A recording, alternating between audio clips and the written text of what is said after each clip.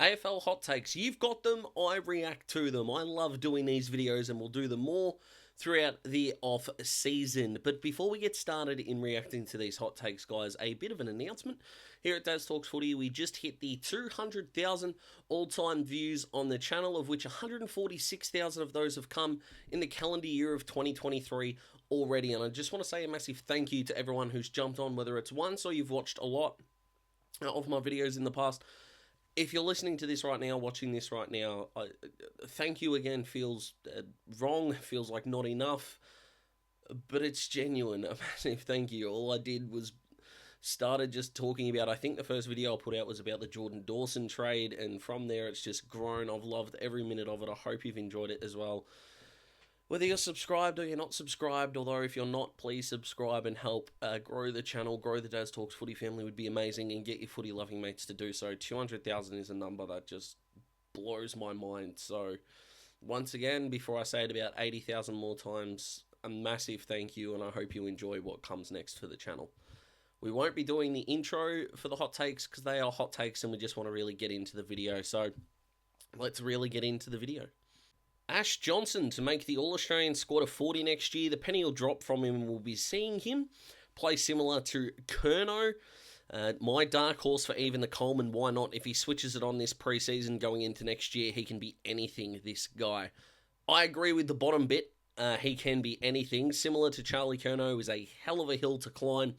I don't mind the All-Australian squad call either. You know, you've got to think there's got to be some forwards who are genuine forwards who can break into the squad. Who knows? Can be anything, absolutely. Dark horse for the Coleman for me is way too far for me to jump on board that train. But in terms of a smoky guy who could be a breakout and launch and have a massive 2024, Ash Johnson is as good a pick as any. And if he puts it all together, is a genuine excitement machine. So I could see how he got there, but the take might have taken it a little too far. But that's why we love the spiciness. But Ash Johnson, smoky for the All-Australian squad, I like it. A draftee makes the All-Australian squad. Again, I like this, and I know Harley is going to be the obvious choice for a lot of people here, but I find this one really, really difficult. I don't think we have the Nick Dacos kind of guy. Even Harry Sheezel last year, a guy who can just get the footy at will, use it beautifully, and go from there. I don't think the explosiveness of what Harley Reed can bring to the table can put him into contention for the 44. Like, it would be simply extraordinary if he could do that. I like the spiciness of this take.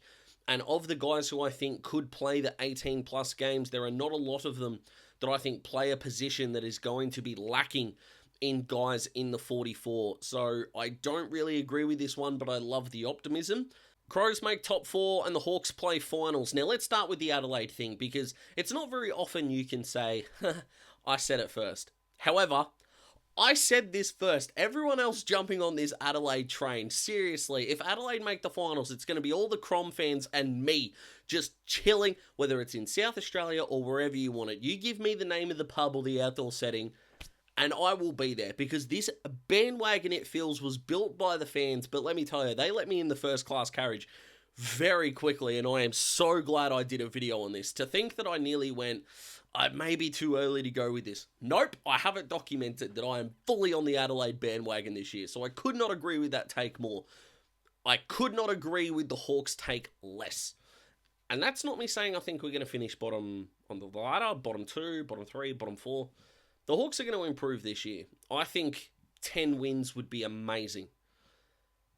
I don't know how we can make the 8. Now, clearly, with the draft in the off-season, Sam Mitchell is putting a very, very high priority on wanting to score. Hawthorn had a lot of occasions throughout 2023 where they had a lot of momentum and were able to put semi-regular scores on the table. If they're able to do that, instead of maybe kicking 3 or 4 in a row, maybe to end a quarter or something, you could make that 6 or 7. That's obviously going to equate to higher scores. I know that, but not addressing the defensive part of the game, and that being a massive concern when the opposition have got the ball, and considering how much other teams have improved, it is very hard for me to put the Hawks in the finals calculations right now. Love the optimism, love what Hawks fans are bringing, but 2024 could definitely be a stepping stone year, learning how to win as a group, getting that gel together, and then 2025, here we come. fully on board with that, but a year too early for my Hawks, I reckon. It doesn't have a 2007 vibe to me. Port slide out of finals contention and Freo make top 4. Well, that's just... Oh, yes, this is spicy, and this is what I love. Let's work backwards. Freo top 4. How the hell are they going to score enough? Because I don't think the defense is a problem. The way the defense transition the footy and get the ball out of their back half is a huge problem, and something that Justin Longmuir is going to have to figure out relatively quickly, or his seat is going to get warm, as I nearly have a stroke as I try to talk. But he's going to be on the hot seat if they can't sort of figure this out. When you've got the midfield that they've got the draft talent that they've picked up, not only this year, but years previous. They've still got Brayshaw, Sarong. A miss looks like a home run. What are we going to see from Tracy? We're not sure. Sean Darcy and Luke Jackson are there. You've got the pieces. Luke Ryan, Brennan Cox, and they're going to be got Hayden Young if he becomes a full-time midfielder, which he absolutely should do. The pieces are there for Freo to be a really good team. I still don't think they're near a premiership contender, but with a favourable draw, if they get a run going, can they finish 4th? They can. My range for Freo this year is definitely in the 7th to 12th department, but I don't mind it. But like the Bulldogs, I think what Freo and the Bulldogs have in common is they are both limited not by the players, but by the coach. They're my 2 biggest concerns. Well, they're my biggest concern for both teams. Both of them, the list is better than the coach. Now, can the coaches improve? Yes, they can. I probably have more faith in Longmuir at this point. But top 4, I like it. Port slide out of finals contention. I can't see this happening at all. Do I think Port Adelaide are going to be a top 4 side next year? My instincts tell me no. But would I still have Port Adelaide in my 8? Yes, I absolutely would. Can they slide? Of course they can. Is that what it would take for Ken Hinkley to lose his job? Who knows at this point. But I like the spiciness of both these takes. And if they both did come to fruition, I think both of my takes here are going to look pretty stupid. So you've got a chance to make me look like a dill, and isn't that what we all want at the end of the day? Brodie Grundy to get the All-Australian over Gawn. Now, I love the fact that we're not even talking about Tim English, Rowan Marshall, Sean Darcy, if him and Jackson can actually figure it out. Nope, it's Max Gawn or it's Brodie Grundy. This is the perfect hot take for mine. Now, because there's just enough meat on the bone for me to be like, I can see it. I can see the Brodie Grundy fit at Sydney being amazing, because it is. That just makes a lot of sense.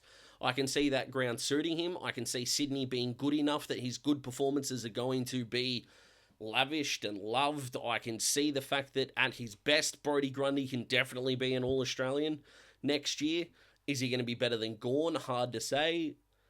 I feel like if Brodie Grundy was 2 years younger, I would be all over this. I feel like I'm actually not worried about form or the fit, but I do worry about how Ruckman that plays his style, that extra midfielder, versus a guy like Gawn who's his centre bounce specialist and then moves around the ground really, really well. That kick behind the play, takes intercept marks, contested marks, all these things. Because Grundy is going to be at the feet of his other Sydney midfielders, is that going to be taxing for him? You could argue that the size of the SCG is going to help with that a little bit, but this to me is the perfect hot take. There's enough to say yes or no. There's enough to be intrigued about, and neither would surprise me. So you win the best hot take of the video. Congratulations to you. I still can't sit here and say I agree, but I love this. I love how simple it is. I love how beautiful it is. Oh, it's perfection. So these are some hot takes, guys. Do you agree with my analysis? Let me know. If you've got something you want me to answer in the comments, you can absolutely go and do that. And if you want to participate in things like community polls where I just share maybe some nagging questions that I come up with, whether it's on my work break or over my weekend, because let's face it, this brain does not stop. Make sure you subscribe. Join the Daz Talks Footy family. Thank you so much for 200,000. I hope you're as excited as I am for what comes next, because we're not stopping over the off-season, guys. The content's going to be different, but it's still going to be coming. I hope you enjoy it. I hope I can see you very, very soon. Have a fantastic week, you absolute legends. Can't wait to speak to you again. Goodbye.